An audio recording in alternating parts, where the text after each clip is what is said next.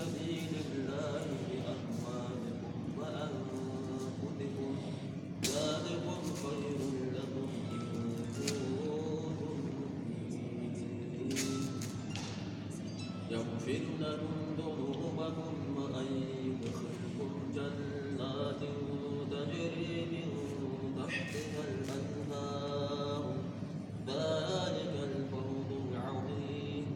وأخرى تحبونها نصر من الله وفتح قريب وبشر المؤمنين صدق الله العظيم بفضل سبحان ربك رب العزة عما يصفون وسلام على المرسلين والحمد لله رب العالمين.